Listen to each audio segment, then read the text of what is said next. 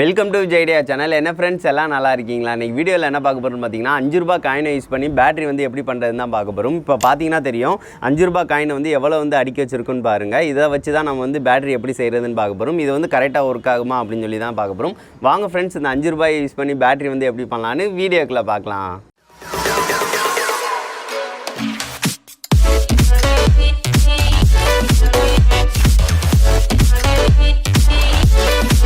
Coin use பண்ணி electricity வந்து produce பண்ணுற எக்ஸ்பெரிமெண்ட்டுக்கு வந்து பார்த்திங்கன்னா நம்மளுக்கு காயின்ஸ் தான் அதிகமாக தேவைப்படும். எல்லாமே 5 ரூபா காயின்ஸாக எடுத்துக்கிறேன். 10 ரூபா காயின்ஸ் இருந்தால் கூட எடுத்துக்கோங்க. இது ஏன்னு பார்த்தீங்கன்னா இது எல்லாமே செம்பு பித்தளை இந்த மாதிரி உள்ள காயின்ஸ் தான். இதை யூஸ் பண்ணி தான் கரெக்டாக நம்ம வந்து பண்ண போகிறோம். நீங்கள் சில்வர் காயின்ஸ் இந்த மாதிரி இதை எடுக்காதீங்க, அதில் ரிசல்ட் வந்து வராது. ஸோ அதனால் இந்த மாதிரி காயின்ஸாக சூஸ் பண்ணிக்கோங்க. அடுத்து கார்ட்போர்டு வந்து தேவைப்படும். கார்ட்போர்டு நார்மல் அட்டைப்பெட்டி தான், இது கொஞ்சம் தேவைப்படும், எடுத்துக்கோங்க. அடுத்து வந்து பார்த்திங்கன்னா அலுமினியம் ஃபாயில் வந்து தேவைப்படும். அலுமினியம் ஃபாயிலையும் வெட்டி தான் பண்ண போகிறோம்.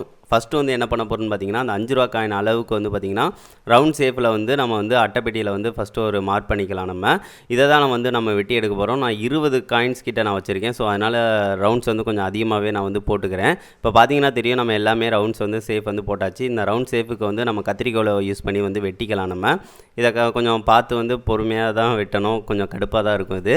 ஸோ அதனால் வந்து பார்த்து மெதுவாக வந்து எல்லாத்தையும் வந்து வெட்டி எடுத்துக்கோங்க. பார்த்தீங்கன்னா தெரியும் நான் எல்லாத்தையும் வெட்டி எடுத்துட்டேன். அதே மாதிரி அலுமினியம் ஃபாயிலையும் வெட்டி எடுக்கணும். அதுக்கு முன்னாடி வந்து பார்த்திங்கன்னா உப்பு இருந்துச்சு அப்படின்னா உப்பை கொஞ்சம் தண்ணியில் வந்து போட்டு அட்டைப்பெட்டியை கொஞ்சம் நேரம் வந்து ஊற போட்டுருங்க. அப்போனா தான் கரெக்டாக இருக்கும் நம்மளுக்கு. ஸோ அதனால் அட்டைப்பெட்டியை நல்லா வந்து கொஞ்சம் ஊற போட்டுறேன். உப்பு நீங்கள் சேர்க்கலாயிட்டனாலும் பரவாயில்ல, ரிசல்ட் உப்பு போட்டிங்கன்னா இன்னும் கொஞ்சம் நல்லா கிடைக்கும். ஸோ அதனால தான் இப்போ ஊற வச்சாச்சு. அதுக்கடுத்து அலுமினியம் ஃபாயிலையும் நம்ம ரவுண்ட் ஷேப்புக்கு வெட்டலைட்னாலும் கொஞ்சம் கொஞ்சம் பீசஸ் வந்து கரெக்டாக இருக்கிற மாதிரி கொஞ்சம் வந்து வெட்டி எடுத்துக்கோங்க. இப்போ நான் அதே மாதிரி பீசஸ் வந்து கொஞ்சம் கொஞ்சம் வந்து வெட்டி எடுத்துக்கிறேன். பார்த்தீங்கன்னா தெரியும் நம்ம ஓரளவு வந்து பீஸ் வந்து வெட்டி எடுத்தாச்சு. இதே மாதிரி நிறையா வந்து வெட்டி எடுத்துக்கலாம். இப்போ வெட்டி எடுத்தாச்சு. அதுக்கடுத்து வந்து காயின் மேலே வந்து இதை நான் வைக்க போகிறோம். இப்போ வந்து 5 ரூபா காயின் வந்து ஒன்று எடுத்துக்கிறேன். 5 ரூபா காயினை எடுத்துகிட்டு அதுக்கு மேலே வந்து நம்ம வந்து அட்டைப்பெட்டியை வந்து வைக்கணும். அதாவது இந்த ஈரமாக இருக்குது பார்த்திங்களா, அந்த அட்டை இதை வந்து மேலே வந்து வச்சுக்கோங்க. இது எதுக்காக ஈரத்தில் முக்குறோம் அப்படின்னா அந்த எலக்ட்ரிசிட்டி வந்து கடத்துறதுக்காக தான், மித்த வேறு எதுக்காகவும் இல்லை. அதுக்கடுத்து வந்து பார்த்திங்கன்னா இன்னொரு காயினை வந்து வைங்க. அலுமினியம் ஃபாயிலுக்கு அடுத்து இன்னொரு காயினை வைங்க. அடுத்து அட்டைப்பெட்டி வைங்க. அடுத்து இன்னொரு அலுமினியம் ஃபாயிலை வச்சுட்டு மேலே இன்னொரு காயினை, இந்த மாதிரி ப்ரொசீஜரை வந்து ஃபாலோ பண்ணி அப்படியே வந்து வரிசையாக வந்து அடுக்குங்க. இப்போ நார்மல் செம்பு இதிலேருந்து அலுமினியம் ஃபாயிலுக்கு வந்து சரியாக வந்து எலக்ட்ரிசிட்டி வந்து கடத்தாது. ஸோ அதனால தான் இந்த மாதிரி வந்து வைக்கிறோம். இதே இதை வரிசையாக வந்து வச்சுக்கோங்க. உப்பு தண்ணியாக இருக்கும் போது இன்னும் கொஞ்சம் நம்மளுக்கு ரிசல்ட் நல்லா கிடைக்கும். நம்ம இந்த லெவலுக்கு வந்து வச்சுருக்கோம். இதை வந்து நம்ம செக் பண்ணி பார்க்கலாம் எந்த லெவலுக்கு வந்து எலக்ட்ரிசிட்டி வந்து வருது அப்படின்னு சொல்லிட்டு, எவ்வளோ வோல்ட் நம்மளுக்கு வருது அப்படின்னு சொல்லிட்டு மல்டிமீட்டரில் தான் நான் 20 செட் பண்ணி வைக்கிறேன். 20 வோல்ட் செட் பண்ணி இப்போ எவ்வளோ வருதுன்னு பார்க்கலாம். இப்போ நார்மலாக கீழேயும் மேலேயும் நம்ம வந்து வைக்கலாம். விழுந்துருச்சு, காயின் அடுக்கிறனால டக்குன்னு கீழே விழுந்துருது. சரி, ஓகே, பரவாயில்ல. இன்னொருக்க வந்து மேலே வந்து வச்சுக்கிறேன். வச்சுட்டு மேலேயும் கீழேயும் வந்து வச்சு செட் பண்ணலாம். இப்போ பார்த்தீங்கன்னா தெரியும் 3.3 வோல்ட் கிட்ட கிடைக்கிது. இன்னொருக்க நல்லா வைக்கிறேன். 3.4 வரைக்கும் நம்மளுக்கு வந்து கிடைக்கிது. நல்லா இதுவே பாருங்கள் எவ்வளோ வோல்ட்டு வந்து கிடைக்குன்னு பாருங்கள், இந்த கொஞ்சம் இது வச்சதுக்கே. ஸோ நல்ல ரிசல்ட்டு தான் நம்மளுக்கு கிடைக்கிது. இதே மாதிரி நான் இன்னும் கொஞ்சம் மேலே வந்து ஃபுல்லாக அடுக்கிக்கிறேன். அடுக்குனதுக்கு அடுத்து நம்ம செக் பண்ணி பார்க்கலாம். பாருங்களேன், 6 வோல்ட் வந்து கிடைக்கிது. சும்மாவா? 6 வோல்ட் ரொம்ப அதிகம் தான் நம்மளுக்கு. ஆனால் வந்து இதில் வந்து ஆம்பியர் வந்து ரொம்ப கம்மியாக இருக்கும். ஸோ அதுதான் டிஸ்அட்வான்டேஜு. சரி, ஓகே, இது வந்து நம்ம வச்சுருக்கோம் பார்த்திங்களா, இதுக்கு ஏற்ற மாதிரி ஏதாவது ஒன்று செட் பண்ணி வைக்கலாம். அப்போனா தான் நம்மளுக்கு அது விழுகாமல் இருக்கும். அதுக்காக வந்து பார்த்திங்கன்னா இந்த மாதிரி ஒரு குழா வந்து வெட்டி அதுக்கேற்ற மாதிரி செட் பண்ணிக்கிறேன். நான் பாதியாக வெட்டி அதில் வந்து கரெக்டாக செட் பண்ணிக்கிறேன்.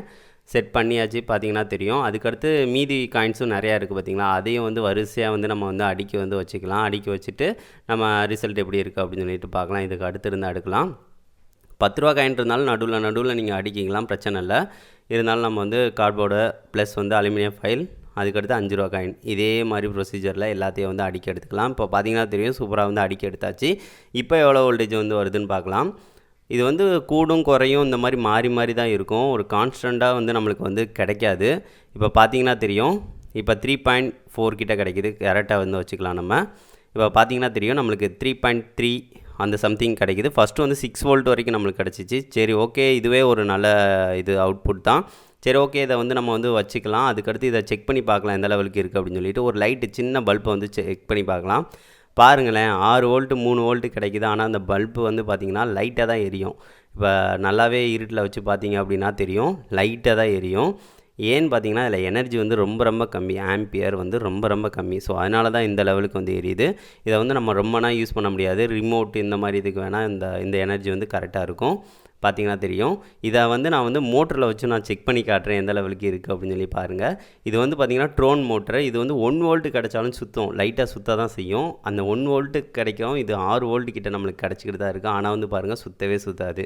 காரணம் வந்து மோட்டர்னால் சுற்ற வைக்கணும் அப்படின்னா கொஞ்சம் ஆம்பியரும் அதிகமாக இருக்கணும், அதுக்கேற்ற மாதிரி தான் சுற்றும் நம்மளுக்கு. ஆனால் இதில் ரொம்ப ரொம்ப கம்மியாச்சுல, ஸோ அதனால தான் வந்து நம்மளுக்கு மோட்ரு வந்து இது கூட ரன் ஆக மாட்டேங்குது. இதை நம்ம என்ன தான் இது பண்ணி பார்த்தாலும் நம்மளுக்கு வந்து ரன் ஆகாது. அதிகமாக ஏகப்பட்டது செய்யும் போல தான் கொஞ்சம் சுத்தம், அவ்வளோதான். இந்த காயின் பேட்டரி வந்து எப்படி ஒர்க் ஆகுன்னு உங்களுக்கே தெரிஞ்சிருக்கும் ஃப்ரெண்ட்ஸ். இது வந்து செம்புக்கு அடுத்து வந்து பார்த்திங்கன்னா அலுமினியம் ஃபாயில் ப்ளஸ் வந்து வாட்டர் வந்து ஆட் ஆகும் போல வந்து எலக்ட்ரிசிட்டி வந்து ப்ரொடியூஸ் ஆகும். இது வந்து உண்மை தான். இதில் வந்து வோல்டேஜ் வந்து அதிகமாக நம்மளுக்கு கிடைக்கும், ஆனால் வந்து ஆம்ப் வந்து ரொம்ப ரொம்ப கம்மியாக கிடைக்கும். அதாவது எனர்ஜி வந்து ரொம்ப ரொம்ப கம்மியாக கிடைக்கும். இதை யூஸ் பண்ணி வந்து இந்த மாதிரி சின்ன பல்பை வேணால் ரன் பண்ண வைக்க முடியுமே தவிர பெரிய பெரிய மோட்ரு அது போக வந்து பல்பை அந்த இதெல்லாம் ரன் பண்ண வைக்க முடியாது. சில வீடியோஸில் வந்து பெரிய பல்பெல்லாம் எரிய வைக்கிற மாதிரி காமிப்பாங்க, அதுனா ஃபேக் தான். ஸோ இதை வந்து ஒரு சின்ன சயின்ஸ் எக்ஸ்பிரிமெண்ட்டாக வந்து பண்ணலாம். இதை யூஸ் பண்ணி சம்திங் எலக்ட்ரிசிட்டி வந்து ப்ரொடியூஸ் பண்ணலாம் அப்படின்னு சொல்லிட்டு நீங்கள் வந்து ஒரு சின்ன சயின்ஸ் எக்ஸ்பிரிமெண்ட்டில் எக்ஸ்பிளனேஷன் பண்ணலாம். அவ்வளோதான் ஃப்ரெண்ட்ஸ். இந்த வீடியோ உங்களுக்கு பிடிச்சிருக்கும்னு நினைக்கிறேன். நெக்ஸ்ட் வந்து ஒரு நல்ல வீடியோட மீட் பண்ணலாம். தேங்க்யூ. இதில் வந்து வோல்டேஜ் வந்து அதிகமாக நம்மளுக்கு கிடைக்கும், ஆனால் வந்து ஆம்ப் வந்து ரொம்ப ரொம்ப கம்மியாக கிடைக்கும். அதாவது எனர்ஜி வந்து ரொம்ப ரொம்ப கம்மியாக கிடைக்கும். இப்போ பாருங்கள், ஃபோர்ஸ் அடிக்கும். அந்த மரத்தை ஆடுறதை வச்சே கண்டுபிடிச்சிருக்கேன். இந்த பாருங்க,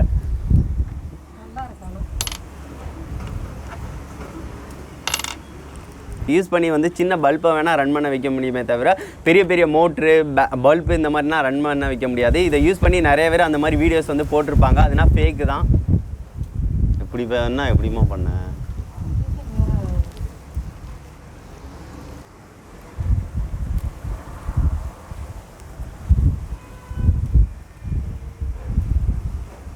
ரெக்கார்ட் ஆகிக்கிட்டு இருக்கான்னு ஃபஸ்ட்டு பாருங்கள்.